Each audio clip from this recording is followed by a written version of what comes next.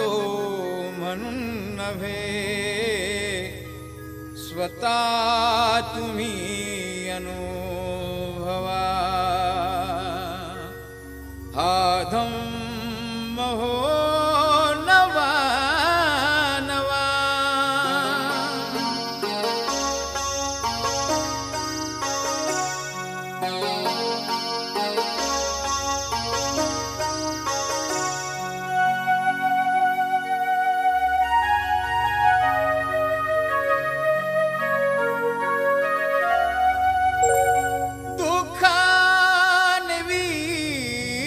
सारे तुडुंब भरले आहे रे.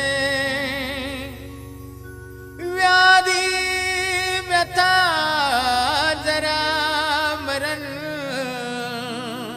तुझीच वाट पाही रे. जीवन प्रवासी मानवा, विसावा शांतीचा हवा. मी सांगतो म्हणून नव्हे, स्वतः तुम्ही अनुभवा. हा धम्म हो नवा नवा.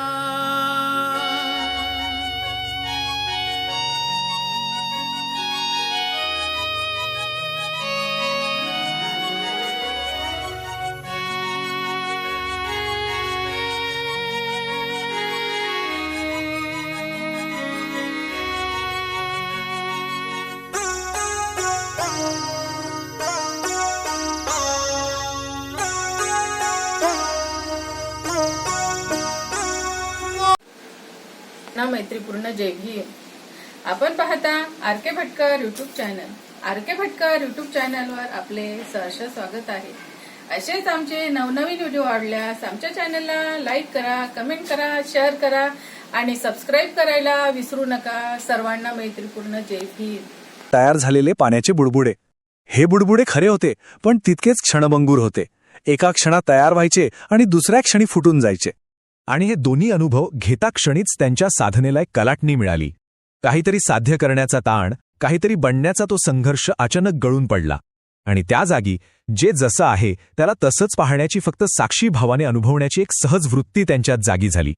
त्याच क्षणी मैलोन मैल दूर असूनही बुद्धांनी आपल्या दिव्य ज्ञानाने त्या भिक्षूंच्या मनातला हा बदल ओळखला. आणि जणू काही त्यांच्या या नवीन जाणीवेवर शिक्कामोर्तब करण्यासाठीच बुद्धांनी आपलं तेज प्रकट केलं आणि ते त्या भिक्षूंसमोर एका तेजस्वी रूपात प्रकट झाले. तिथे बुद्धांनी मानवाच्या अस्तित्वाशी जोडलेल्या सगळ्यात मोठ्या आणि अंतिम प्रश्नाला हात घातला. मृत्यूचं भय, तो मच्छुराज, यावर विजय मिळवायचा तरी कसा? आणि याचं उत्तर त्यांच्या पुढच्या गाथेत दडलेलं होतं. आता ती गाथा पूर्ण शांततेत ऐकूया. यथा पुब्बुलकम पस्से. यथा पस्से मरीचिका एवं लोकम अवेख्यनकम मच्छुराजान पश्यती. या सुंदर गाथेचा अर्थ असा आहे, जो व्यक्ती या जगाकडे पाण्याच्या बुडबुड्याप्रमाणे आणि मृगजळाप्रमाणे पाहतो, त्याला मृत्यूचा राजा म्हणजेच मृत्यू कधीही शोधू शकत नाही. आता या गाथेतला लोक हा शब्द समजून घेणं खूप महत्वाचं आहे. इथे लोक म्हणजे ही बाहेरची पृथ्वी किंवा भौतिक जग नाही, तर आपलं आतलं अनुभवांचं जग. आपलं शरीर, आपल्या सुखदुःखाच्या भावना, आपले विचार, आपल्या जाणीवा, या सगळ्यांनी मिळून जे आपलं वैयक्तिक जग बनतं ते म्हणजे लोक. आणि मच्छुराजा म्हणजे मृत्यूचा राजा. ही केवळ आपल्या शारीरिक अंताची शक्ती नाही, तर मी आणि माझं या भावनेच्या विनाशाची भीती आहे. पण जेव्हा आपण आपल्या या अनुभवांच्या जगालाच एका बुडबुड्याप्रमाणे पाहू लागतो, जे सतत बनतंय आणि विरघळतंय, तेव्हा या भीतीला चिकटून राहायला कोणतीच जागा उरत नाही. ठीक आहे, तर मग हे झालं 2500 वर्षांपूर्वीचं ज्ञान. पण आजच्या आपल्या धावपळीच्या डिजिटल युगात या ज्ञानाचा उपयोग कसा करायचा? चला तर मग या अनित्यतेसाठी एक युजर मॅन्युअलच तयार करूया. जरा या तक्त्याकडे पहा. त्या काळातलं मृगजळ म्हणजे आजचं काय? तर आजचं आपलं काळजीपूर्वक सजवलेलं सोशल मीडिया प्रोफाईल, जे एक परफेक्ट आयुष्याचा आभास निर्माण करतं, पण ते पूर्ण सत्य नसतं. आणि तो पाण्यावरचा बुडबुडा अहो, तो म्हणजे आपल्या मनात उठणारी कोणतीही तीव्र भावना, मग तो राग असो, आनंद असो किंवा चिंता. ती येते, काही क्षण राहते आणि आपण तिला पकडून ठेवलं नाही तर ती आपोआप निघूनही जाते. याचा रोजच्या आयुष्यात वापर कसा करता येईल? समजा कामाच्या ठिकाणी कोणीतरी आपल्याला काहीतरी टोचून बोललं. त्याला आपल्या अस्तित्वावरचा हल्ला न मानता त्या क्षणी आलेला एक विचारांचा बुडबुडा म्हणून पाहता येईल का, जो थोड्या वेळाने फुटून जाईल? किंवा तासंतास सोशल मीडियावर स्क्रोल करणं, हे त्या मृगजळासारखंच नाही का, जे कधीही न मिळणारं समाधान शोधायला लावतं? आणि नात्यांमधल्या जुन्या वेदनादायी आठवणी, त्यांना वर्तमानावर राज्य करू देण्याऐवजी फक्त एक जुना प्रतिध्वनी म्हणून पाहिलं तर? चला आता फक्त ऐकून किंवा समजून न घेता या विवेचनाच्या सगळ्यात महत्वाच्या आणि व्यावहारिक भागाकडे वळूया. या ज्ञानाला आपल्या अनुभवाचा भाग कसा बनवायचा ते पाहू.